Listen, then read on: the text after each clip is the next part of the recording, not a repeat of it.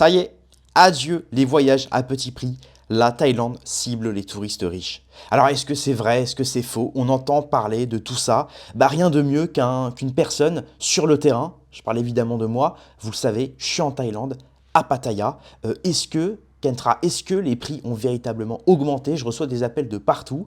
Un ami à moi qui était en Thaïlande il y a quelques mois, qui est revenu en France et qui m'a appelé hier soir et qui me dit: Kentra, j'arrête pas de voir des articles qui disent que ça y est, la Thaïlande, tout va augmenter. Maintenant, ça va être pour les riches. Fini les petits voyages made in backpacker avec 2000 euros en poche pour vivre 6 mois. Comment on va faire? Comment on va faire? Calmez-vous, calmez-vous, je vais tout vous dire dans cette vidéo. Bienvenue dans cette chaîne, sur cette chaîne Kentra en Thaïlande, l'actualité en Thaïlande comme vous ne l'avez jamais vu. On va commencer tout de suite très très fort. C'est avec ce premier article, adieu les voyages à petit prix, la Thaïlande cible les touristes riches. Eh bien, on va essayer de dénicher le vrai du faux. Est-ce que c'est vrai cette histoire? Est-ce que c'est plus pour faire du clic? Moi je vais vous répondre. Oui et non. Oui et non. Tout n'est pas noir, tout n'est pas blanc. Et vous allez le voir que de toute façon, le juste milieu est présent tout le temps partout. Authority of the Tourism Thailand, TAT, change de stratégie. Le tourisme thaïlandais ne vise plus principalement les forfaits petits prix pour concurrencer ses voisins. On le sait, dans toute l'Asie du Sud-Est, c'est une véritable niche pour tous ceux qui n'ont pas énormément d'argent ou qui veulent se faire, par exemple, le fameux road trip East Asia, faire Thaïlande, Birmanie, enfin Myanmar, Vietnam, Cambodge, Indonésie, Philippines, tout ça, vous avez 2500 euros sur vous, vous faites tout ça sur 2 mois et vous avez vu 5, 6, 7 pays et ça vous laisse évidemment des souvenirs gravés à jamais. Donc le but, c'était évidemment, on le savait aussi, beaucoup de gens faisaient 6 mois France, 6 mois dans leur pays et 6 mois dans un pays en question. Et donc là, il y avait une sorte de concurrence. Quel pays, justement, allait amener le plus de tourisme? Évidemment, la Thaïlande était en tête puisqu'il y avait l'attractivité, il y avait le tourisme, les belles îles, la sécurité, l'accessibilité assez simple. C'est sûr que quand on va déjà en Birmanie ou dans d'autres pays comme ça, c'est un petit peu plus compliqué, les régimes sont un peu plus autoritaires. La Thaïlande, malgré le fait que ce soit une monarchie, c'est quand même relativement facile d'accès.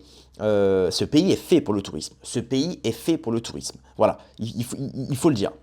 Or aujourd'hui, voilà, effectivement, la Thaïlande se lasse un petit peu des gens qui viennent ici, qui essayent de faire le fameux, vous le savez, hein, d'aller à la frontière au Cambodge, hop, le petit tampon, vous pouvez rester 60 ou 90 jours de plus, c'est un vrai régal, et tout ça avec très peu d'argent, ça vous coûte pas cher. La Thaïlande, ok, c'est bien de venir, mais le problème c'est que si tu dépenses pas assez, à la fin de l'année, quand ils voient les chiffres d'affaires, le tourisme, combien ça nous a rapporté, ça n'a pas rapporté énormément.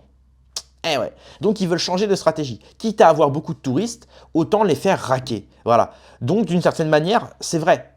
Chers touristes, je suis désolé de vous le dire, maintenant, vous allez raquer. Ça ne veut pas dire que la vie va devenir ultra chère, mais effectivement, il va falloir faire un petit geste. Voilà, il va falloir raquer, que ce soit sur les visas. On le sait que maintenant, à l'époque où je suis allé en Thaïlande, c'était 90 jours pour pouvoir. Dès que vous entrez sur le pays, vous avez 90 jours, 60 jours. Maintenant, c'est passé à 30 jours. Donc, d'une certaine manière, ça vous oblige à prendre un visa. Ça veut dire qu'en ayant un visa, il faut une certaine somme de côté. Il faut payer le visa. Ça coûte 180 euros pour le visa 6 mois. Ça coûte 90 euros pour le visa 3 mois, je crois, quelque chose comme ça. Donc voilà, indirectement, ils veulent faire payer des petits frais par-ci, par-là.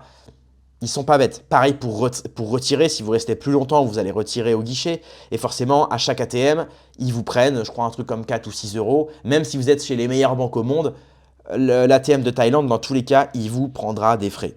Point barre. Voilà.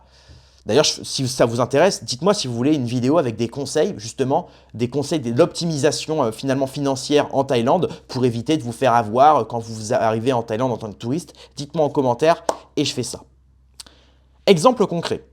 Ils veulent mettre en place des produits ultra premium, comme un train de luxe 9 jours entre Bangkok et Chiang Mai, à plus de 200 000 bahts, 5100 euros par personne, ce qui est énorme. Là, on est vraiment sur du client, on va pas se mentir, japonais, chinois, indien, on n'est pas sur du client français. Aucun client français ne paiera 5100 euros, parce que personne ne les a déjà, et surtout pour 9 jours, c'est ridicule. Mais voilà, ils veulent reproduire quelque chose comme ça. Alors, pareil, vous inquiétez pas, ça se fera pas.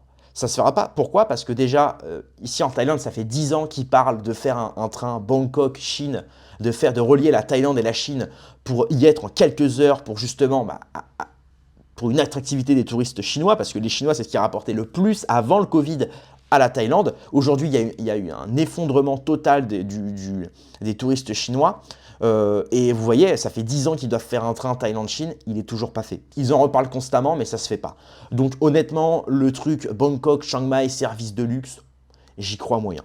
Le tourisme de santé est considéré comme un pilier clé. Pour 2025, près de 124 milliards de bahts attendus, avec un potentiel de 140 milliards dans quelques années. Effectivement, on sait qu'il y a de plus en plus de gens qui viennent faire du tourisme sportif. C'est inclus dans la santé, hein. Du tourisme massage aussi, ils apprennent le massage. Ça peut être aussi, c'est très vague en fait, hein, le tourisme de santé, ça concerne le bien-être, ça concerne tout ce qu'il y a autour avec le sport, avec prendre soin de soi, etc. L'esthétique, la beauté, etc. Donc c'est assez vaste, mais c'est pas mauvais, pour le coup, c'est pas mauvais. La dépense moyenne pour ces visiteurs haut de gamme est de 100 000 bahts, soit 2 800 €, soit 103% de plus que la moyenne des autres visiteurs, et le séjour moyen est de 13 nuits.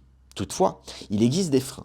Seuls 20% des opérateurs privés sont enthousiastes à l'idée d'investir dans les normes durables associées à ce segment. Eh oui, la plupart des gens qui investissent en Thaïlande, c'est les Chinois, c'est les Indiens.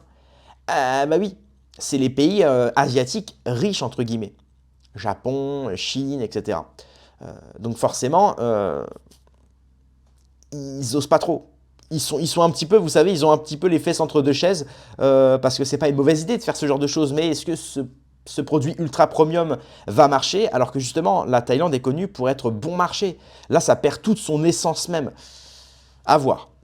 Autre défi, les touristes fortunés sont mécontents de certains aspects, propreté, entretien des attractions, hygiène des commerces, restaurants, compétences linguistiques. Et oui, ça reste un pays, je ne vais pas dire du tiers-monde, parce que c'est vrai quand on voit même certains pays d'Europe aujourd'hui, la Thaïlande est bien supérieure à l'Europe, mais on ne va pas se mentir, c'est vrai que ne serait-ce que la langue, effectivement, les touristes, surtout fortunés, souvent, c'est pas ceux qui feront l'effort d'aller apprendre la langue comme un type comme moi ou comme vous, qui va apprendre quelques mots de thaï pour essayer de sympathiser parce qu'on cherche ce truc-là, cette authenticité locale. Le touriste fortuné, en général, il va passer son temps dans les centres commerciaux, il va pas fréquenter, entre guillemets, la plèbe ou les thaïs, quoi. Donc forcément, quand il va dans des restaurants ou quoi, et que le thaï ne parle pas anglais ou qu'il parle très mal anglais, surtout même au niveau, j'en parlais avec un ami récemment qui était venu, avec qui on est allé dîner, je lui disais, tu vois, regarde, j'ai commandé une entrée, un plat, on m'a apporté le plat en premier. Mon ami n'a pas pris à boire, moi j'ai pris à boire de mon côté, j'ai pris une grande bouteille de Sanpé, lui il n'a rien pris. Ils lui ont enlevé le verre. Alors que la bouteille, je l'ai pris pour nous deux. Il y a des petits trucs comme ça, effectivement, bon, nous, on est des clients lambda, donc ça va. Mais le touriste fortuné, il n'a pas envie de voir ça. Il n'a pas envie de voir ce genre de choses. C'est des choses qu'il n'a pas l'habitude de voir et donc qui peuvent le frustrer. Et qui dit frustration, dit ne plus vouloir revenir dans le pays. Ça peut aussi. Donc, voilà, c'est assez compliqué. Donc les Thaïlandais, effectivement, investissent beaucoup dans le tourisme, mais ils ont encore beaucoup à faire et à découvrir. Au niveau du deuxième article, donc c'est celui-là, c'est celui qui nous dit que l'économie de la Thaïlande serait au bord du précipice. Est-ce que c'est vrai? Est-ce que c'est faux? Je ne vais pas vous mentir, vous le savez, je pense, niveau immobilier, depuis le Covid, le marché il s'est pas rattrapé. Le marché s'est pas rattrapé et on le sait d'ailleurs, l'investissement immobilier, c'est loin d'être la meilleure des choses. Je sais qu'il y a 2-3 mecs en Thaïlande, francophones, qui disent que investir c'est super. Bon, vous pouvez les croire, certes, mais moi, je préfère l'expérience du terrain. L'expérience du terrain, c'est j'ai loué, enfin j'ai loué, j'ai pas fait louer, mais j'ai acheté une location j'ai loué une location pendant pas mal de temps, et c'était des locations qui appartenaient à des Français. Et après, vous parlez avec ces gens-là qui sont propriétaires et vous leur dites comment ça se passe. 90%, même je dirais 100% des cas, ils m'ont tous dit que s'ils pouvaient recommencer de zéro, ils n'achèteraient pas en Thaïlande. Mais ça, pareil, ça demande de faire d'autres vidéos précisément sur ce sujet-là. Mais voilà, la plupart des gens, effectivement, n'investissent plus vraiment dans l'immobilier parce que, en fait, c'est pas le bon plan. C'est pas le bon plan. Voilà, parce qu'il y a beaucoup de délais, les Thaïs ne travaillent pas comme les Européens ou comme les Occidentaux. Ici, vous allez changer un papier peint.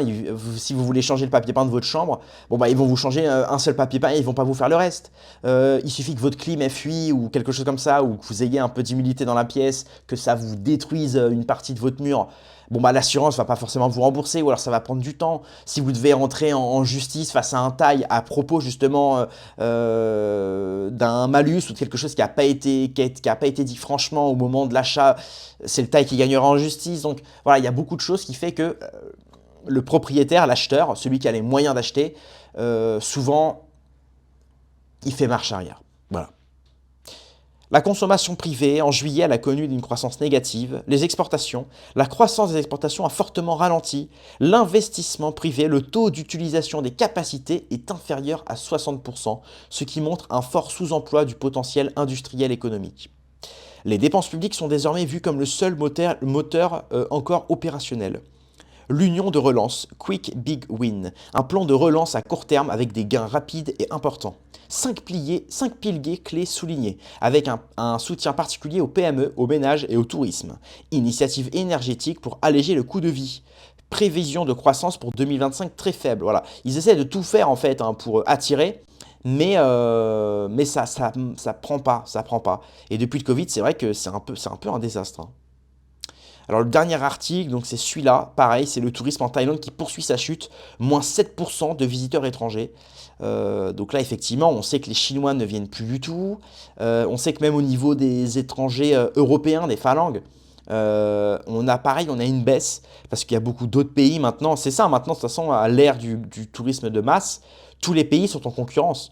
Et c'est vrai qu'aujourd'hui, la Thaïlande, notamment pour l'Europe, c'est pas à côté quand même. C'est vrai qu'au niveau du billet, moi je sais que il y a beaucoup de gens, notamment du côté de mes proches, qui aimeraient bien venir plus souvent, mais c'est vrai que c'est un coût. Le billet d'avion en direct, c'est quand même assez cher, quoi. On est à peu près sur du 400 euros minimum pour un aller sans escale. Avec escale, c'est pas pareil. Donc aller-retour, ça, on arrive vite aux 1000 euros. Après, il faut se loger. Même si le logement est pas cher, bon, ça va. Mais c'est vrai que, et puis en plus, il faut se taper les 11 heures d'avion, c'est ça? 11-12 heures d'avion? C'est quelque chose quand même. Voilà. Donc ça demande un investissement quand même. Donc c'est vrai que ça peut freiner beaucoup de gens. Contrairement à des pays peut-être un peu moins bon marché, mais moins loin, plus accessible. Voilà. Donc entre le 1er janvier et le 26 octobre 2025, la Thaïlande a accueilli 26 millions de visiteurs étrangers, soit une baisse de 7% sur 2024. Les principaux marchés émetteurs restent la Malaisie et la Chine. La Chine a vu une hausse au début octobre grâce à la Golden Week, la fameuse Golden Week. La Banque de Thaïlande a revu ses prévisions pour les arrivées en 2025 de 35 millions attendus à seulement 33 millions. En 2019, la Thaïlande avait reçu près de 40 millions de visiteurs étrangers. Implication pour... Alors moins de visiteurs signifie potentiellement deux choses, une pression à la baisse sur certains prix, hébergement, transport, ou une hausse des prix, charges pour compenser. C'est ça, c'est ce que je vous disais. C'est qu'en fait, pour beaucoup, soit vous allez raquer pour le vol, soit à l'inverse, vous n'allez pas payer très cher pour le vol, mais par contre, les hôtels, on sait que par exemple sur Phuket, autant sur Bangkok, Pattaya, même Chiang Mai, même Isan, tout le nord-est, tout ça, ça va. Au niveau du logement, vous n'allez jamais dépasser les 20 euros par nuit et la chambre, elle est nickel.